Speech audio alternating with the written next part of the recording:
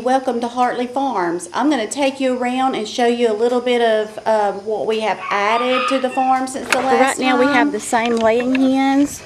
We have bought more, but they are still in the barn, so I'm going to show you them. Okay, so here are our feeder pigs. We ended up having to buy 2 of those. That way we'll have enough pork until our coonies get ready. We may even have to buy another 1 or 2. You know, you just never know. It depends on how the coonies grow off. So there they are. And I'm going to turn around, show you our herd. That is Maisie. That was the one that was nudging me. That's ready for her milk. She's a Jersey. There's Leah. The white one there is Rosy Cheek. And the little calf that's back there behind her, if I can get a good picture of him, there he is. That one belongs to Brownie, which is actually, she's black now, but when she was little she was brown. And there's our mini Jersey heifer, Nettie. And our Jersey bull, he is hiding a little bit. He's on the mineral block. Let me see if I can get him. What we are doing is we are crossing our Zebus with Jerseys for right now. There he is, right there. That's our Jersey bull. We are going to cross our Jerseys with our Zebu heifers with our Jersey bull. And then we'll eventually get to where we have more Jerseys, like Nettie and Maisie. But for right now we decided to keep just a small little herd of Zebus just to kind of help get that going, and then switch over to completely Jerseys. Here's Maisie. She gets one of these bottles twice a day. We feed her in the morning before we go to work, and then we feed her in the evening. And if you wait even 30 minutes, I mean, she's ready. Like, she already beat me to the gate this morning. But if it just so happens that she's across the pasture, she will just come running. And I was hoping that I could get her this morning and show you guys how she'll just take off running toward me. We always bring her in the barn to feed her. At first, we let her grow up in the barn with 2 other little Zebus that we had, and we sold them. And so she was big enough that I could turn her loose in the pasture, and I knew she would come back to us. So I wasn't that worried. And 2, all of the cows that are out in the pasture, they had already had their calves this year. We sold all of them except for Brownie's little bull calf. We're gonna, we bottle fed the others, so we're just going to hold on to him until he gets old enough. We were feeding 3 babies, bottle babies at one time, and everything. But we bring Maisie in the barn, and we're going to end up fixing the stall to where we can get her used to going into the stall and feeding. The reason why is because she's going to be one of our milk cows when she gets old enough. And we touch her udders, her legs, her tail, everything. She is very friendly, and so right now we just bring her in here to eat until we get the stall ready, and then we're going to do it a little different. And then I just put her back out on pasture.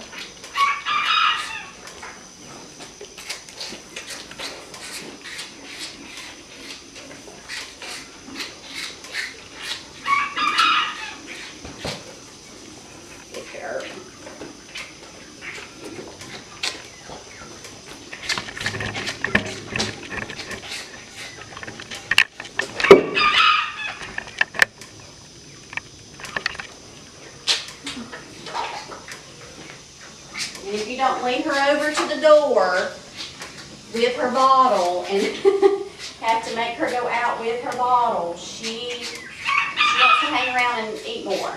But she doesn't need an extra bottle because she gets plenty of grass and everything else. So she's growing great.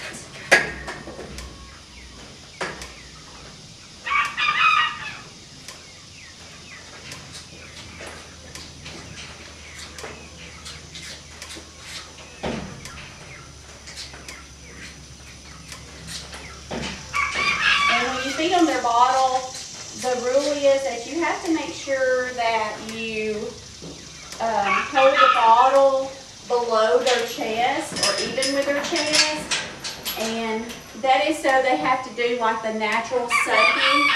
And if you don't, they can aspirate. Okay, so I'm going to take you in here and show you the other layer chickens that we had bought.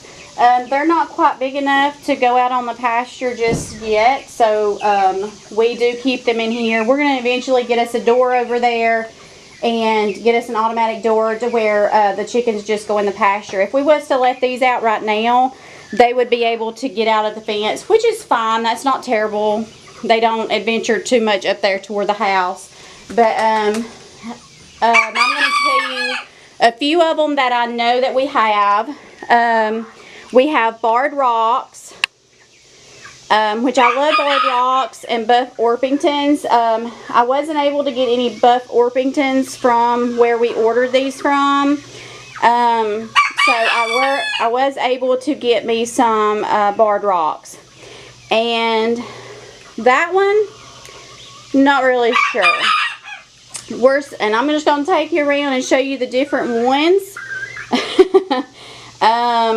Kind of unsure of what all of them are because there's 2 or 3 of one color, and so I think they just kind of had to mix up what they had. But they're very pretty birds. What we ended up with is barred rocks, Easter eggers, white leghorns, which I know are these because they're white. And then we also got, it was either an olive egger or it's called something else. And I wanted a variety of colored eggs because I do want to start selling eggs. That's another reason why I have so many. And so I wanted a variety of colored eggs. So I have the Easter egger, which is going to be kind of like a blue color egg. White leghorn for white ones. Barred rocks will have brown ones. And then the olive egger will have like a green one. Okay, so now I'm going to take you out to our Cornish crosses. And we also have, I think they're called red comets or something. They were actually in that batch. We didn't order those, but they had sent them. The company did. They sent them. This is our chicken tractor, and so I'm going to set the camera down and let you kind of see what we do.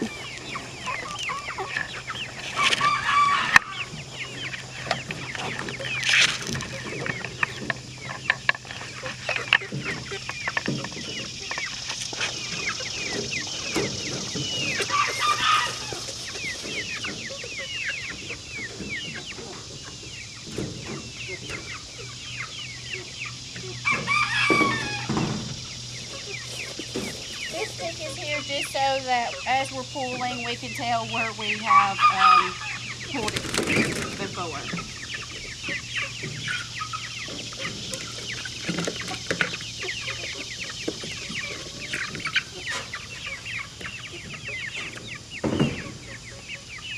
We have cut down on how much we feed them. You just kind of have to adjust it because we do move them to fresh grass at least twice a day, if not 3 times a day, depending on if we are home or not. This particular tractor can hold, going by Joel Salatin, it can actually hold about 22 chickens. The most we usually put in there is 15,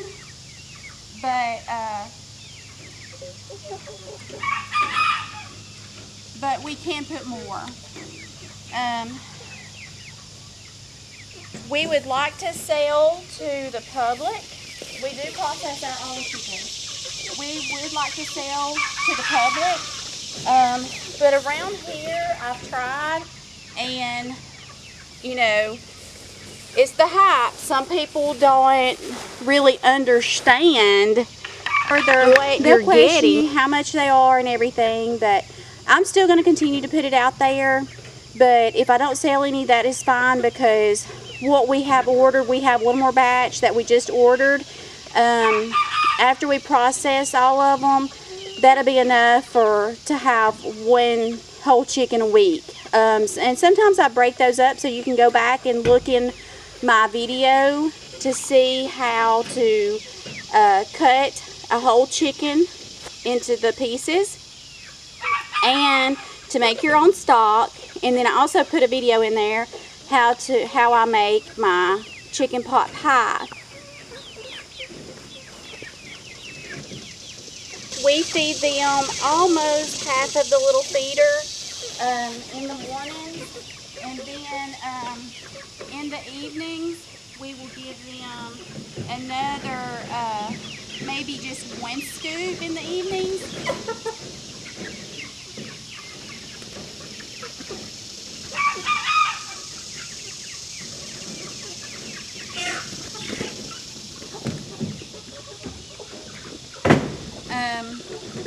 And that way they will eat the grass, and the more feed you feed them, the more obviously they're going to poop, and the more often you will need to move your coop. So for us, since we work, we move the coop in the mornings and in the evenings when we feed.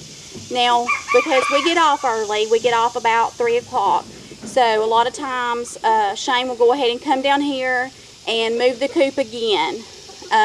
But we don't give them any feed. But of course with the heat, we do have to check their water pretty frequently. So, and there we go. And as I had stated before, we do have an electric wire that goes all the way around the bottom of the coop. And we have the solar power one. And the reason why is because we don't have them inside the pasture. We just have what we consider the barnyard, and we don't have it completely blocked in just yet with the hog wire fencing. And so we did that to keep predators out. And I think I've showed it in another video. We had to get us a new lawnmower. It's a bad boy. It works great. We got it from Tractor Supply. Our tractor that we use around the farm is the Kubota 2501, and it works great for our little farm. Okay, so down here we have our second garden, and I'm going to take you to the other garden and show you why we ended up having to plant this one. So a lot of our stuff didn't do very well this year, and we wondered why. And so I'm going to take you to the other pasture and just show you a little bit of what went on down here. On this one we have cucumbers, zucchini squash, regular yellow squash, peas, and we tried corn and it didn't work. So, alright, let me take you to the other side of the house and show you our big garden. Okay, there's my grapevine. It's got some little grapes on it, not ready just yet. Okay, I'm going to explain a little bit about this. It is growed up, but I'm going to explain as to why. But around this, I do have some stuff that did eventually start growing. So by that time, the weeds were out of control. We have, where this red post is, it goes all the way around. It's about 18 inches off the ground. And then you come in 2 foot, and we have 3 strands of wire. And we have to put it on the another solar panel, because the first one is 18 inches, 36, and then the top of the post. And these are 6-foot posts. The reason why is because we have deer, a lot of deer around here. And they, if you know deer, they will ruin your garden. And also if you have rabbits, they will ruin your peas and your green bean plants while they're growing. And so last year, that's what happened to every one of our green beans and peas. So we had ended up planting, it's about 40, 50 or 60 something plants of tomatoes. And as you see, there's 0. We do have 4, but those are small and not really producing. One of them keeps about 3 of them on there.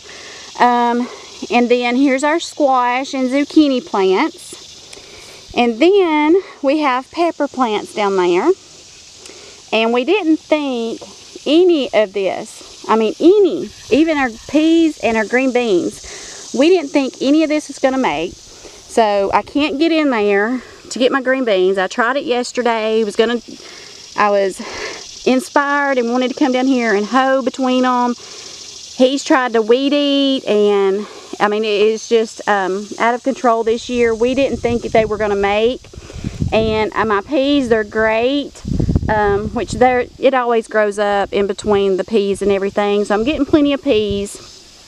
And I know there's green beans in here, but I just can't get to them. So hopefully next year will be better.